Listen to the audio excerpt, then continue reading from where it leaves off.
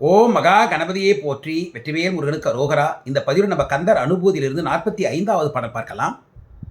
சென்ற 44வது பாடல் நம்ம பார்த்தோம். அருணகிரிநாதர் முருகனிடம் கலந்த நிலை, அனுபூதி அடைந்த நிலை. அந்த நிலையிலே முருகக் கடவுள் அருணகிரிநாதர் தலை மீது சூடிய அந்த திருப்பாதத்தை அருணகிரிநாதர் நினைத்து நினைத்து அந்த மகிழ்ச்சியில் திளைக்கின்றார். அதை முருகனிடம் கூறி வணங்குகின்றார், நமக்கும் தெரியப்படுத்தினார். இதை நம்ம பார்த்தோம். இப்போ அருணகிரிநாதர் அனுபூதி நிலை அடைந்த நிகழ்ச்சி முடிஞ்சிருக்கு. அந்த மகிழ்ச்சியிலே இருக்கார். ஆகவே இனி வருகின்ற இந்த மற்ற சில பாடல்கள் எல்லாமே அனுபூதியில் அந்த மகிழ்ச்சியில் அருணகிரிநாதர் முருகனை பற்றி பாடுகின்ற பாடல்களாக இருக்கின்றன. அப்படி தான் அமைக்கப்பட்டிருக்கு. ஒவ்வொரு பாடலும் மிக மிக முக்கியமான செய்திகளும் இருக்குது. அந்த வகையிலே இன்றைக்கி நம்ம பார்க்க போகிற இந்த 45வது பாடலில் நமக்கு மிக முக்கியமான 2 செய்திகள் இருக்கின்றன. அது பாடல் நம்ம பார்க்கும்பொழுது நம்ம பார்க்கலாம். இப்போ பாடலை பார்க்கலாம்.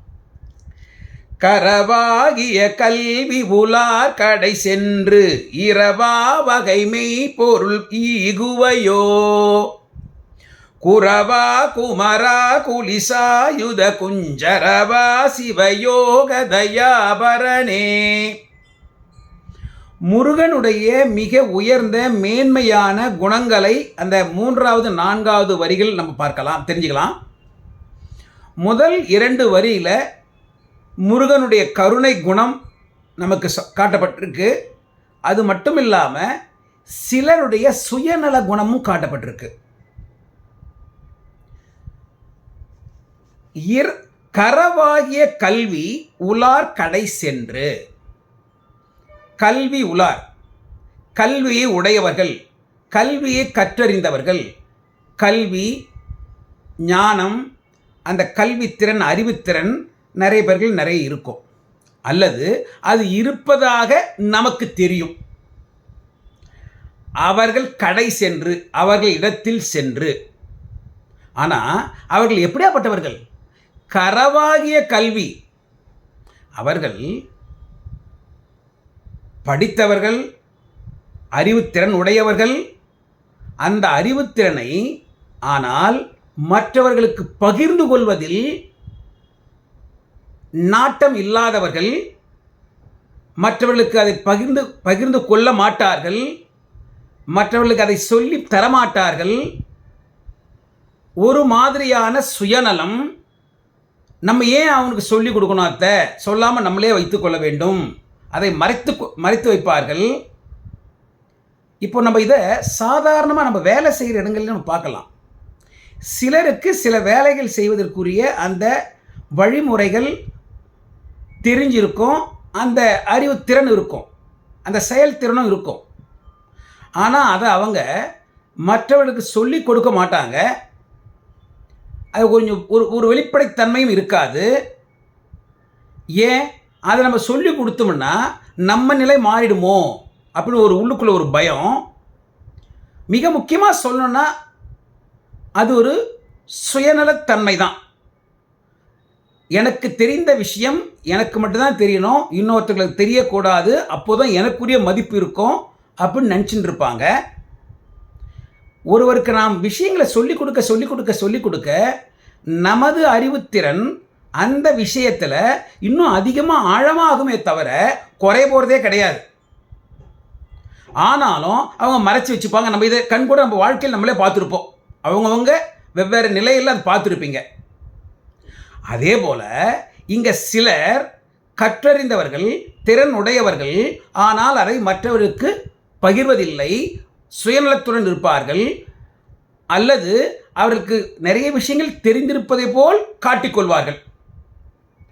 முருகா அந்த இடத்துல போய் கரவாகி கல்வி உலார் கடை சென்று அந்த மாதிரி இருக்கிற அவங்க கிட்ட போய் நான் இரவா வகை அவங்க கிட்ட போயிட்டு எனக்கு இந்த அறிவுத்திறனை, இந்த கல்வித்திறனை, இந்த மெய்ப்பொருளை சொல்லிக் கொடுங்கன்னு சொல்லி கேட்கலாமா? இரவா வகை இன்னும் சொல்லப்போனால் அவங்ககிட்ட போய் கையேந்தலாமா? அவங்ககிட்ட போய் நான் வேண்டலாமா? அவங்ககிட்ட போய் நான் பிச்சை எடுக்கலாமா?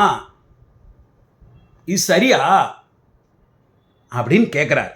கேட்டுட்டு அந்த மெய்ப்பொருளை முருகா அந்த மெய்ஞான பொருளை, அந்த மெய்ப்பொருளை ஈகுவையோ நீங்கள் எனக்கு தருவீங்களா? தந்துட்டாரு, ஏற்கனவே அனுபூதி நிலையே கொடுத்துட்டாரு, தருவீங்களா அப்படின்னு கேட்குறார். இந்த இந்த வார்த்தைக்கு கொஞ்சம் நிறைய ஆழமான கருத்துண்டு. அது நம்ம மற்ற 2 வரியை பார்த்துட்டு இங்கே திரும்பி நம்ம வருவோம். முருகன் யார்? எவ்வளவு உயர்ந்தவர்? எவ்வளவு மேன்மையானவர்? முதல்ல சொல்லப்பட்டிருக்கு குரவா. முருகன் குரவான்னா குரு. உலகத்துக்கே தந்தை சிவபெருமான், அந்த சிவபெருமானுக்கே உபதேசம் செய்தவர் முருகன். அப்படின்னா உலகத்திற்கே குரு, ஜெகத்குரு முருகன். முருகன் அவர் வேற என்ன? சிவயோக தயாபரன்.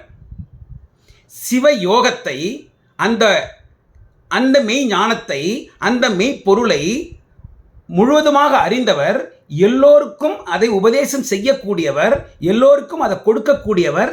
அந்த தயாபரன், அந்த கருணாகரன், அந்த கிருபாகரன், அவர் கருணை கடல். ஆகவே முருகன் பாருங்க, உலகத்திற்கே பரம்பொருள் சிவபெருமான் அவருக்கும் உபதேசம் செய்தார், முனிவனாகிய அகத்திய மாமுனிக்கும் உபதேசம் செய்தார், நம் போன்ற மனிதனாகிய அருணகிரிநாதருக்கும் உபதேசம் செய்தார்.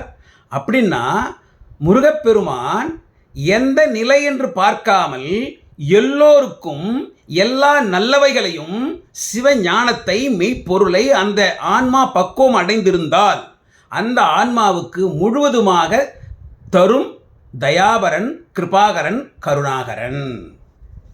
அது மட்டுமா? அவர் யார்? குமரா.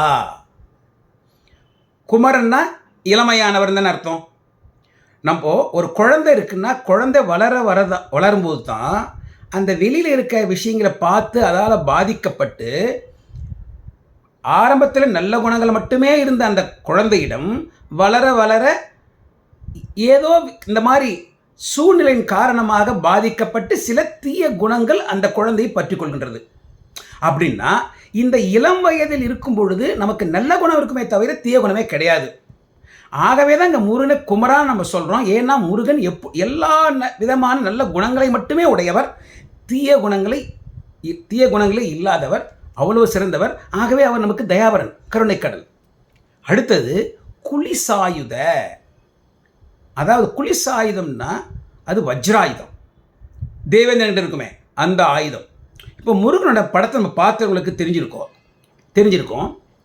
பொதுவாக ஒரு கையில் அவர் நமக்கு அருள் செய்வார், இன்னொரு கையை அவர் இடுப்பில் வச்சுப்பார். இதை நம்ம பார்த்துருக்குறோம். மற்ற 2 கைகளில் மேலே இப்படி வச்சுருப்பார். நம்ம படத்தை பார்க்கும்போது ஒரு கையில் ஒரு சூலம் இருக்கும். அந்த சூலத்தை பார்த்திங்கன்னா மேலே ஒரு சூலமோ கீழே ஒரு சூலமோ, மேலே ஒரு சூலம் கீழே ஒரு சூலமுமா, அது 2 சூலம் இருக்கிற மாதிரி இருக்கும், மேலும் கீழுமா. இன்னொரு கை இருக்குது பாருங்கள். இந்த 2 கையில் ஒன்றில் சூலம் இருக்கும், இன்னொரு கை இருக்குது பாருங்கள். இந்த கையில் நம்ம பார்த்தோம்னா ஒரு டைமண்டாக ஒரு நீளமாக இருக்கும். அதுதான் வஜ்ராயுதம், அதுதான் குலிசாயுதம். அந்த குலிசாயுதம் ரொம்ப சக்தி வாய்ந்தது, தீயவர்களை அழிக்கக்கூடியது. அந்த தீயவர்களை அழிக்கக்கூடிய சக்தி வாய்ந்த அந்த குலிசாயுதத்தை கையில் ஏந்தியவர் முருகக்கடவுள். அதை கொண்டு தீயவர்களை அழித்து நமக்கு நன்மையே செய்யக்கூடியவர். ஆகவே நமக்கு நல்ல விஷயங்களே சொல்பவர். அடுத்தது குஞ்சரவா. குஞ்சரம்னா யானை. இப்போ மயில் வாகனான்னு சொல்கிறோம், மயிலை வாகனமாக வச்சுருக்கிறவர் முருகன், ஆகவே மயில் வாகனான்னு சொல்கிறோம். அதேபோல் குஞ்சரவான குஞ்சரத்தை, யானையை தனது வாகனமாக கொண்டவர். முருகனுக்கு 3 வாகனங்கள் எல்லோருக்கும் தெரிஞ்சிருக்கும், மயில், யானை, ஆடு. ஆக இங்கே சொல்லப்பட்டிருக்கு யானை. இதில் இன்னொரு விஷயமும் பார்க்கலாம். தேவயானம்மை யாரு? ஐராவதம் என்ற யானையால் வளர்க்கப்பட்டவள். ஆகவே அந்த அம்மாவுக்கு பெயர் குஞ்சரி. அந்த குஞ்சரியின் துணைவன் முருகன், ஆகவே குஞ்சரவா. ஆக இதில் நம்ம என்ன தெரிஞ்சுட்டு இருக்கோம்னா, முருகக்கடவுள் ஜெகத்குரு, உலகத்துக்கே குரு, சிவபோகத்தை தருகின்ற, அருள்கின்ற, உபதேசிக்கின்ற கருணாகரன், தயாபரன். நமக்கு என்ன தேவை? நமது ஆன்மா பக்குவம் அடைந்திருந்தால் போதும். முருகக்கடவுள் நமக்கு அந்த சிவயோகத்தை அருள் செய்வார், சிவபோகத்தை நமக்கு கொடுப்பார். ஆக அவர் தீயோர்களை அழிப்பதற்குரிய குலிசாயத்தை கையில் ஏந்தியவர், நல்ல குணமே உடைய குமரன், உலகத்துக்கே குரு, ஜெகத்குரு. இப்போ அவர்கிட்ட அருணகிரிநாதர் கேட்குறார், முருகா நீங்களோ ஜெகத்குரு, அப்பாவுக்கே அருள் செய்தீங்க, உபதேசம் செய்தீங்க. அப்படி இருக்கும்பொழுது நான் யார்? உங்களது பக்தன், உங்களது அடியவன். எனக்கும் நீங்கள் குருவாக வந்து அந்த மெய்ப்பொருளை, அந்த மெய்ஞானத்தை, அந்த சிவயோகத்தை எனக்கு நீங்கள் அருள வேண்டும். நீங்கள் எனக்கு இருக்கும் பொழுது உங்களை விட்டுட்டு எல்லாம் தன்னுக்குள்ளே வச்சு மறைச்சி வச்சுக்கிருக்காங்களே, சுயநலவாதிகளா எல்லா விஷயங்களும் தெரிஞ்ச மாதிரி இருக்காங்களே அவங்க ஆனால் அவங்க வச்சுட்டு இருப்பாங்க, எங்களுக்கு கொடுக்க மாட்டாங்கல்ல. அவங்ககிட்ட போய் நான் பிச்சை எடுக்கலாமா? அது சரியா? அது சரியில்லை. நீங்கள் இருக்கும்போது எனக்கு என்ன கவலை? நீங்கள் வந்து எனக்கு அதை அருள வேண்டும் முருகா அப்படின்னு கேட்குறார். முருகனும் அவருக்கு அருள் விட்டார், அருள் செய்து விட்டார்ல. அவரை முருகன் அருணகிரிநாதர் தன்னுள் கலந்து கொண்டார், அனுபூதி நிலையை வழங்கிவிட்டார். அவ்வளோ சிறப்பு வாய்ந்தது இல்லையா? சரி, இப்போ இதிலிருந்து நமக்கு 2 மிக முக்கியமான செய்தி. என்ன 2 மிக முக்கியமான செய்தி? நமக்கு முருகன் எப்படி குருவாக இருந்து நிலை பார்க்காமல் பரம்பொருளாக இருக்கலாம், முனிவனாக இருக்கலாம், சாதாரண மனிதராக இருக்கலாம், எல்லோருக்கும் குருவாக இருந்து உபதேசம் செய்தாரோ அதேபோல் நாமும் நம்ம ஆன்மாவை பக்குவப்படுத்தி கொண்டால், எப்படி பக்குவப்படுத்திக் கொள்வது? அதுதான் நம்ம பார்த்துட்டே வரணும்.